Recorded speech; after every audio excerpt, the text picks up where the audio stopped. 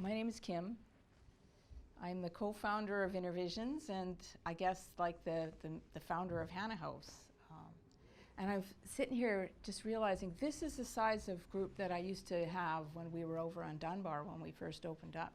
So this is nice for me, because the odd time I come in here and there's 40 people, that's pretty overwhelming. So I was thinking about what I wanted to really talk about, and I got shown the program in recovery by my mom, and she tricked me because she got sober and she used to take me to her home group just as a visitor. She'd say, oh, just come for the fellowship. Like, she'd invite me out for dinner and she'd feed me alcohol because I wouldn't go anywhere without drinking.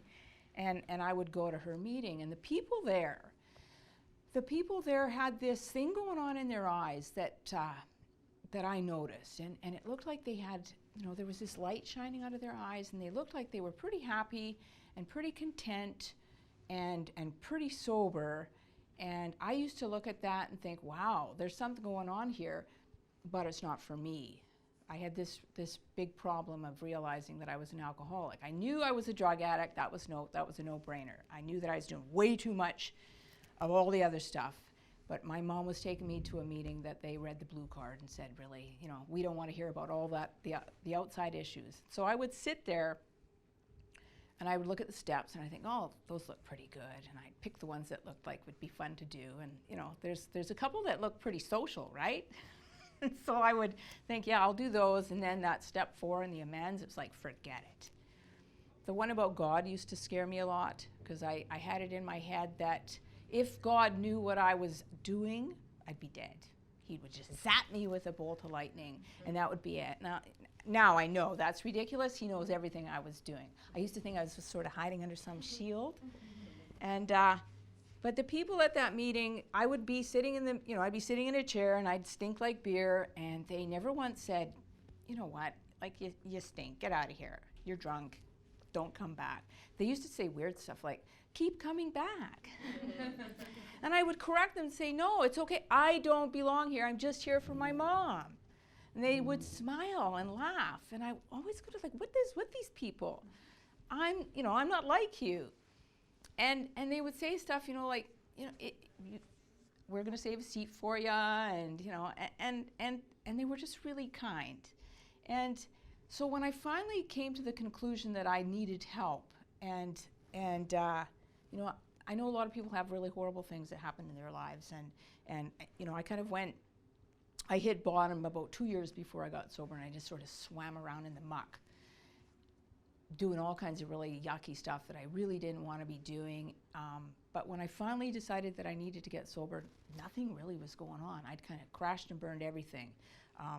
I managed to have a job, and that's only because my father had worked for the company for 35 years and was in management, and probably told him, please don't fire my daughter. I had a roommate. I was living in a house, and I was living in really sort of a gross situation with this drug dealer. I had a really crappy car, and that was it. No friends. I had drinking buddies. I was drinking every single day. I couldn't stop drinking, and every time I drank, I was going out and doing the other stuff, and I really wanted to stop the other stuff because I knew I was going to die.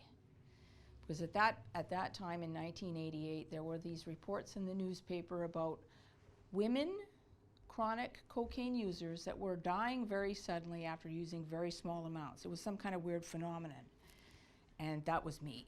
I was a chronic cocaine user, and I would use, and I would think, that's it, I'm going to die this time. And so that's what started to really scare me, and that's what got me starting to think, should I go to the program?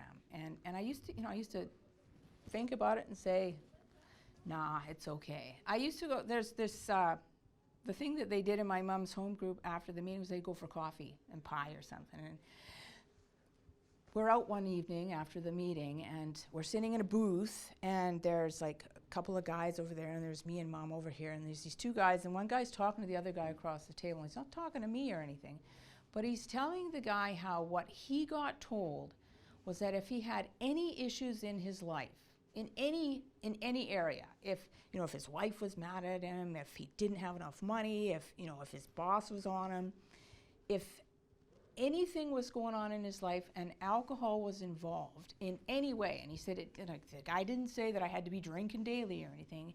He just said if you're drinking at all, that it's probably the alcohol that's the problem. Now I'm sitting there and I do this kind of a mental inventory of my life. I'm in a really abusive relationship. I'm getting beaten up on a regular basis. I'm drinking every single day. My boss has told me at work that if I miss another Friday or a Monday, I'm going to be fired. Now, I thought it was really clever. I started miss Tuesday, Wednesday, Thursdays. My car, you know, it's always iffy. If when I turn the key, it's going to turn on. I'm always broke because I've always given it all to the drug man.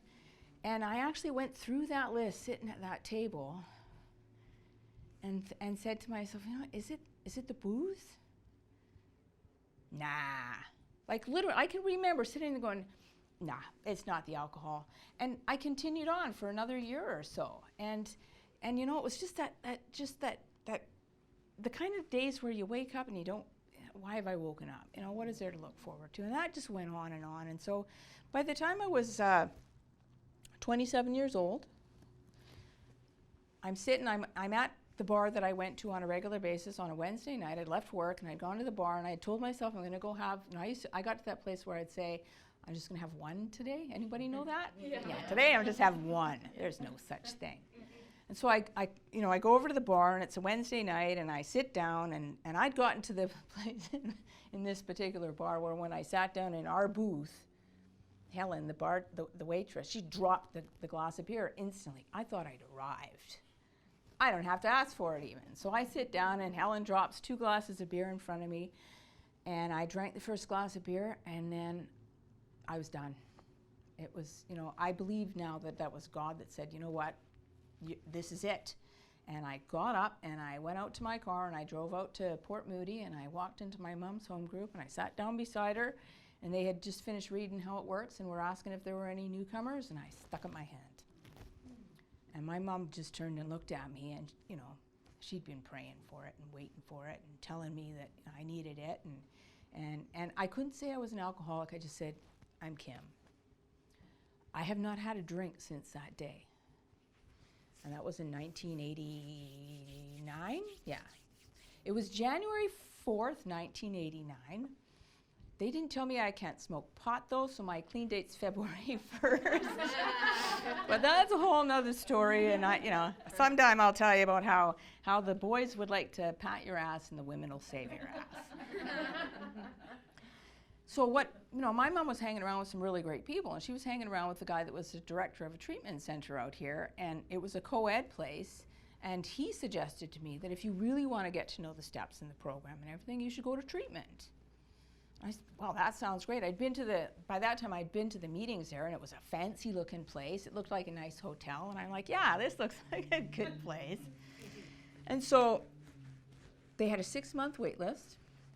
So I got on the wait list and I waited the 6 months and by that time, the place I'd been working, I was entitled to 3 weeks of vacation and the program was 5 weeks. So I took 3 weeks vacation and 2 weeks leave of absence and I paid my way to treatment. Walked in the doors there and apparently I was kind of famous because I paid my own way. To me, it was like, that's just what you do.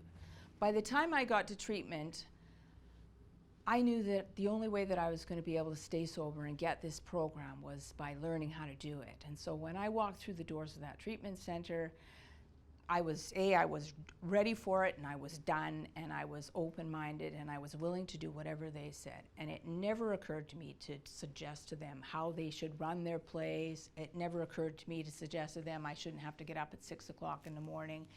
I just would show up in group and say, what do you want me to do today? And I had a good run there. Like I did all the steps up to, I think they went to step 9 at that point. A lot of group. I learned about the steps, and I learned about, when I got there, I thought that I was like this little angel. I thought I had it pretty well together. So here's me, and I'm sitting in step 1, and I'm telling I'm basically telling the counselor that, yeah, I've got my own, I've got my own place, I got a job and a car, and she looks at me and she says, well, where do you live? Well, with my mom. And she says, and you got a car? I think she'd seen my car. She says, so what do you drive? Now this is in 1989. I said, I have a 1976 Comet. She's going, okay. And like, you have a job? And I said, yeah. And she, and by that time she kind of knew the situation. And she said, well, and by this time I was 28. She says, most people that are, by the time they're 28 years old, they got a way better car than you got. They're not living with their moms. Now, I know it's different nowadays, but they're not living with their moms, and a lot of them actually own a home. She says, you put you put a mortgage up your nose. I'm like, and I had this kind of ego thing going on, like, I'm okay. And she's like, you're not really. You're just, you're just like the rest of us. One of the things that happened in that place was, when I first got sober, I didn't know how to behave and how to live, and so I basically got it into my head to do the opposite of everything that I had been doing. So when I felt like taking a drink, I didn't. When I felt like going out and sleeping with somebody before the first date, I didn't. And so by the time I got to treatment, I was 6 months sober, and I kind of learned how to be honest, and I learned how to not mess with boys and stuff, and really focused on just trying to stay sober and be a good person. Well, and the meetings that I'd been going to, like, there were guys there, but they were a bunch of losers. Like, they would whine and they would cry, and and they didn't have jobs, and it was like, good grief. Like, I actually got it into my head, I'm just gonna go find a normie. Which would have been a really bad idea. So consequently, when I get to treatment, there's boys there. It's a co-ed treatment center. It's not anymore. I like to tell people that, yeah, back when I was a boy, I went to that treatment center. But these boys are there. And there's one in particular, they did intakes on Sundays, and so I arrive on a Sunday afternoon, and then all the people that had been home for the weekends, they're coming back. And I hear this sort of a thrill go through the crowd, and I hear people are talking, oh, look, Billy got his teeth. Billy's back, and Billy's here, and look at his teeth. And I'm sitting there thinking, teeth? Like, where am I? I've just arrived, right? And I'm the kind of person that I'd had a job, and I'd hung out with people that had jobs, and along with all of the horrible people. But it was just really weird to me how excited they were about this. And so I'm kind of like, oh, this teeth and stuff. And about a week later, he comes up and he says hi to me. He was really, really, really into being sober, and really into the program, and really into carrying the message, and that attracted me. He was also unemployed. Did not have a car, was living in a recovery house in New Westminster, so he was a catch to me. Nobody told me to make a list of what I wanted in a guy when I got sober, so he was a catch. So I can never tell anybody, you need to try to find somebody that has a job and doesn't have a suitcase that's a Glad garbage bag. But the one thing that I always tell people is you need to find somebody that's into being in recovery, and that's what he was. And so we started kind of having coffees together in the morning and stuff, and I think by then I had asked him, when we get out of treatment, would you call me? And he's like, yeah, sure. And so I'm, like, this is 30 years ago, and I'm, back then, I don't know what it was that was going on in my heart and in my soul, and that God had in store for me, but I was starting to feel the stuff for this person, not really knowing that it was going to be anything, and so I'm sitting in step one. The way they did a step one in the place is you'd be in, like, basically like this, and you'd have the other members of the group. There were 8 people in a group, and they'd be sitting around. And one thing that the 8 people in the group, at that time, that treatment center had a 25% success rate, which was considered very, very good. They were like one of the top places in North America. And when they told us that, I counted the people in the room, there were 8, and I said, I'm gonna be one of that 25%. That's just a little sidebar. But I'm sitting there in step one, And the way that they started it is that the counselor would go through all your significant relationships. And so she gets this list of guys up on the whiteboard. Because I'd been busy, right? and she, it gets down to the last one that was just before I got sober. And she looks at me and she says, "Is that it?" I'm like looking at it. I'm like, "Yeah, that looks pretty good." And she looks at it and she looks back. She says, "Are you sure?" And I'm like, "Yeah." And like I'm sitting and like I'm raring to go for the step one because it's a big deal. I'm sitting up right in the chair like this. She looks back again. She says, "Are you sure?" And all of a sudden, all the blood rushed out of my head, and I almost fell out of my chair, which to me, I thought, God just got me. Because I said, I'm not being honest right now. There's this thing going on. And so she turns back to the board and said, "No, wait a minute." And she said, "What?" And I said, "Well, there's somebody else that should be up there." Now that I look back and I don't know what I was thinking. She said, "Well, who?" And I said, "Billy." And she's like, "From here?" I'm like, and by this time I'm like, "Yeah." She said, "We'll talk about that later." So he got in big trouble and I got in big trouble, and she, after I'd finished step one, because what I basically laid out in step one was that I had been a huge victim my entire life, and I was attracted to abusive people and abusive relationships. And she looked at me and she said,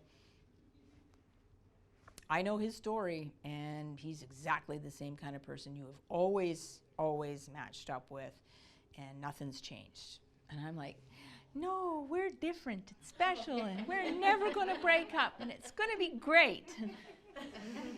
So I guess he had made a pact with his counselor that he wouldn't mess with me sexually until he was out of treatment. I'm not sure what he said to her because I wasn't in the room, but we had he had said, "Okay, well, I'll behave," and because they threatened to ask him to leave, and and he's like, "No, I'm not going anywhere." I don't know if anybody's ever seen him, but he got pretty mad at them, and they said, "Okay," and we sort of went on. He got out of treatment, and then we met up, and we spent an evening together, and then the Sunday morning we're at a meeting out in Port Moody, and the director of the treatment center is there, and he sees us, and he puts two and two together, and guess who gets called into his office on Monday morning?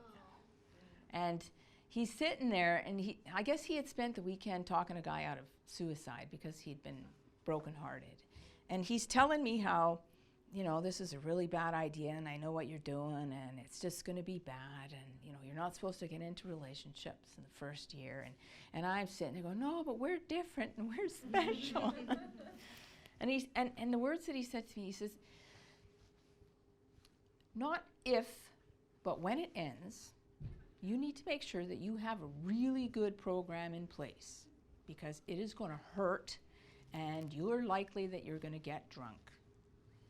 And I'm still telling him, "No, I'm different and that," but I remembered that, and we broke up. We broke up when I was just over a year sober, and I thought I was gonna die, and I went back to treatment, and then I really did the work that I was supposed to do, and got really the opposite of codependent, which would be interdependent, which was described to me as two people playing the same tune on different instruments. That's what I got taught. And so when he decided that he was ready for a relationship, and he came to me and he said he wanted a second chance and he wanted our old relationship back, I said, "No, that was a terrible relationship. We're going to do a better one." And so that's what we did. So he's, by that time he's starting to work at that treatment center, the recovery house that he was at, and I'm still at the diesel shop that I worked at, and he starts talking about this dream that he had, how he wanted to be able to help people, and that someday he'd have his own place, and they put him through a training program there, and he would talk to me about this stuff, and I was always rooting for him, because I knew that he could do it. I knew. That's what I saw when I ran into him in treatment, is I knew that he was going to be able to do some pretty cool stuff. And all along thinking, I'll just keep working at the diesel shop.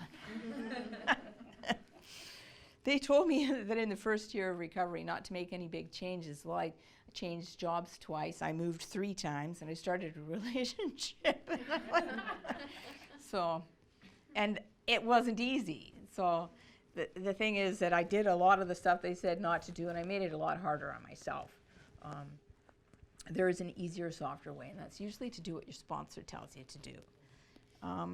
So he would talk to me about how he wanted to be able to have his own place, and it was good at the place that he was working at. And by that time, they had started to want to start a women's program of their own, and so they wanted to train some people to work there. And I had the option to go in there and train there. So I was kind of a trainee, like the trainees that we get here, at a men's recovery house in New Westminster.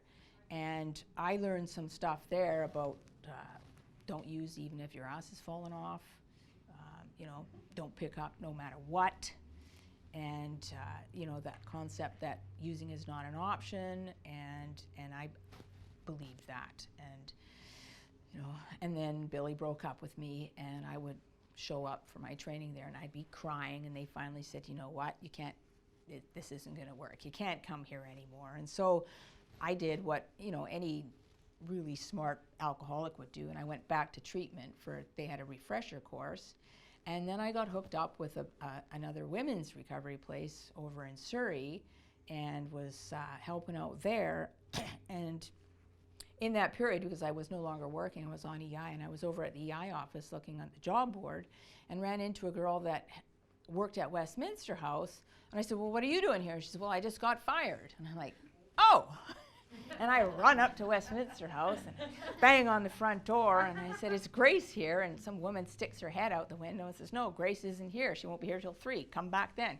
So I run up to the Alano Club, and then I run back at 3, and I'm banging on the door. I said, is Grace here? And the same woman sticks her head out the window and says, no, what do you want? I said, I want to work for her. And she said, well, I'm the executive director. Maybe you should talk to me. So I go in, and they said, yeah, we've been trying to get a hold of you, which I thought was pretty cool.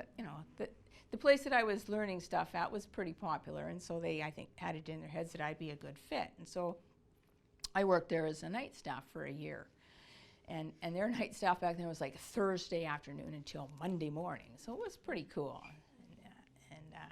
And I worked there for a while, and then Billy and I got back together, and we worked on a book on relationships, and that's how we learned how to have a really healthy relationship, and we took it really seriously, and then he started talking about his dream, and by this time I was working, we were trying to save some money so that he could start his own place, and so I had a couple of jobs. I was working for Revenue Canada, and I was working at Westminster House, saving money and stuff, and then we're at dinner. We used to go for dinners on Friday nights, and he's talking, and I said, you know what, it's just time to stop frickin' talking about this and get out there and do it. I'm tired of hearing about it, just go do it. And then I don't think anything of it, and I go to work. At that time I worked 3 o'clock till 10 p.m. at Revenue Canada, and so I get home at 10 o'clock on a Friday night, and he goes, I did it. I'm like, did what? He says, well, I signed a lease on a place. And I'm like, you what? I meant do it, I didn't mean do it. So we had managed to secure a half of a duplex in the middle of the month, and we had people in. We had our first intakes on the Monday morning, and that was a Friday night. He told me that. We went and got some beds. We had a couple of mattresses we threw on the floors, and then we were in business. And so I stayed at Westminster House in Revenue Canada for a little while, and so had 3 jobs at that time, and then I just kind of went with, okay, I'll give up all the other jobs. And so I just went with Intervisions.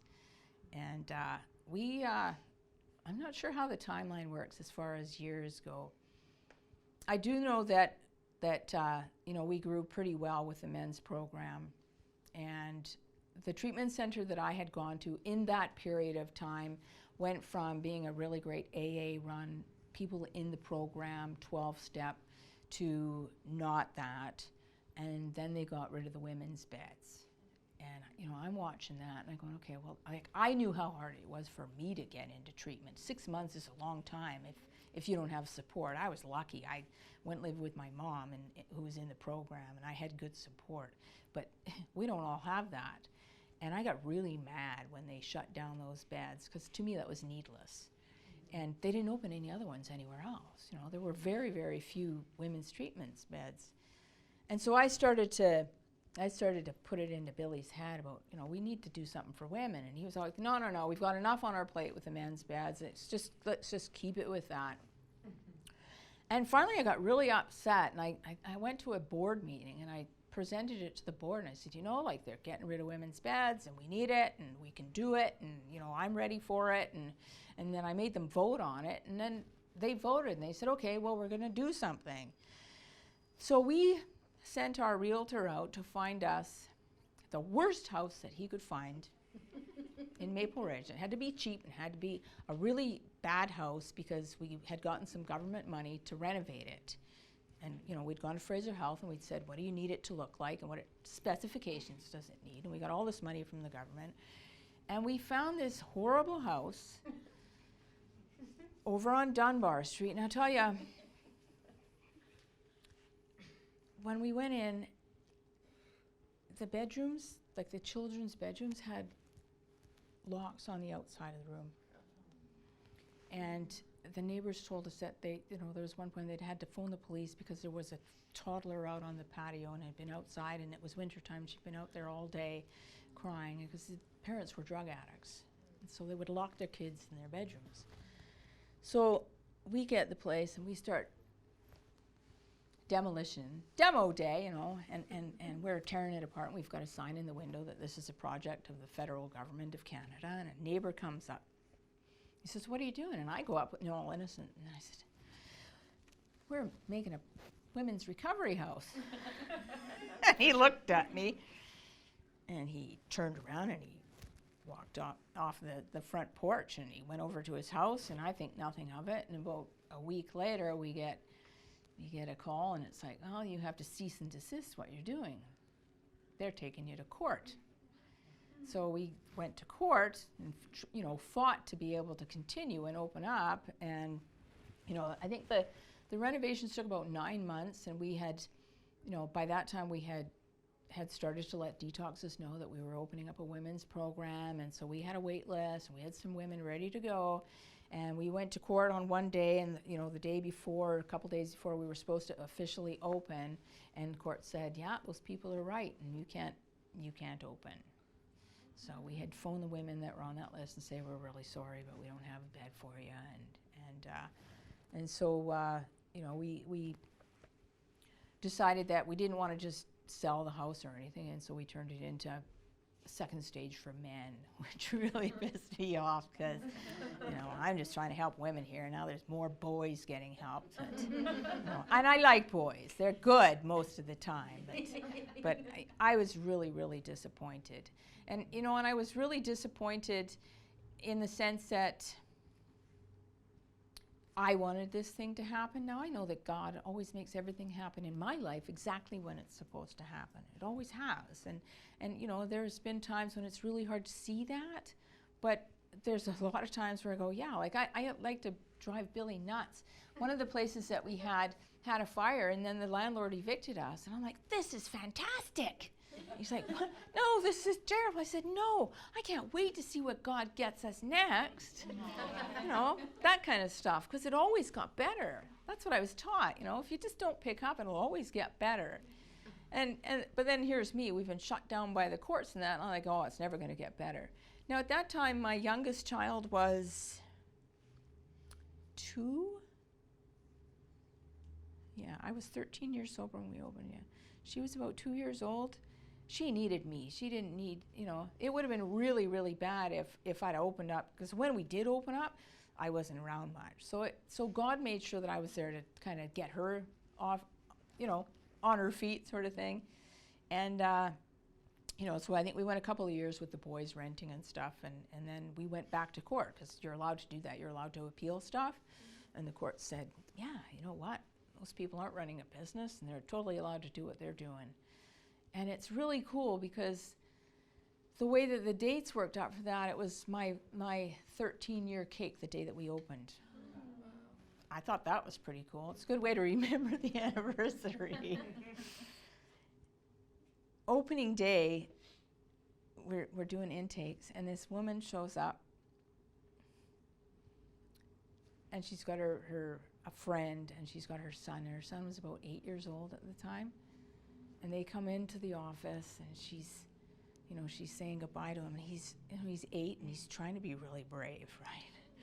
And me and the other girl that were working, they were like, we're starting to cry, and we can't, like, we're turning away, because this little guy is saying goodbye to his mom for 2 months, and trying to be super brave about it, and she's crying, and the boy is like, his little lips going, and she stayed sober for a long time, which I thought was pretty cool.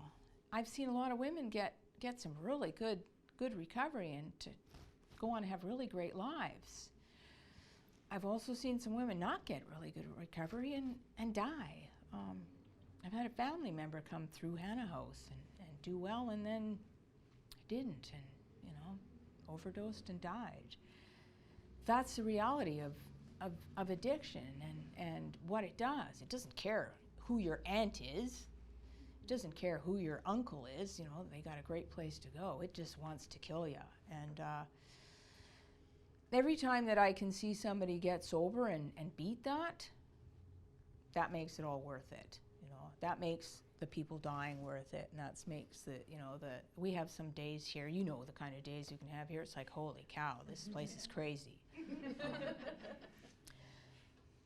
But I wanted to make and create a program for women that was run by women, that teaches women how to be strong and how to stand up for themselves. One of the certificates that I have is in conflict resolution, and that revolutionized my life because I learned how to speak up for myself. That's how I got the guts to go into that board meeting and say, look, we got to do something. I wanted a program where women would be safe. My mom suggested when I first got sober to keep a journal, and the very first entry in my journal, I rambled on about where I'd been and what I'd been doing, and one of the things I said in it was that someday I would like to be able to help women not have to go through what I've gone through. And a year later, exactly, I was at that recovery house learning how to help women not have to go through what I'd gone through. I believe that was a magic journal for a very long time because everything I put in there came true. Hannah House is just it's just a bunch of women that want to help women get sober, right? And if you're willing to do what we suggest, then you're probably going to get sober. If you don't want to do what we're suggesting, then you can go and try and do it on your own. That's your prerogative. It's funny how we've had some women, they'll be leaving and they'll be calling us horrible names and dropping lots of swear words, and then a month later they're back saying, please can I come back? Well, I thought it was terrible here. You hated us. I was like, no. Yeah. I'm glad you're all sitting in these chairs today. I'm glad that you all made it here. And, if you just keep doing what you're doing, you're going to get what you're getting, right? What do we have that saying? If you always did what you always did, you're going to get what you always got. And wherever you go, there you are. Well, if you just keep doing the things that you've been told and taught to do here, then you will probably have really great stuff happen. It's sort of a given, as long as you don't pick up and don't use even if your ass is falling off. My wish for you sitting here is that you get to have a nice Thanksgiving coming up and Christmas, and then be with your kids when you're done and you're ready for them and they're ready for you, and get great jobs or even get jobs that you enjoy going to, and then you have a great life afterwards, and have love. And that doesn't just mean romantic love from a boy or a girl. It means love from your family and love for yourself, because one of the very first things that I really, really got to do was to look at myself in the mirror and not hate her. Thank you. Thank you.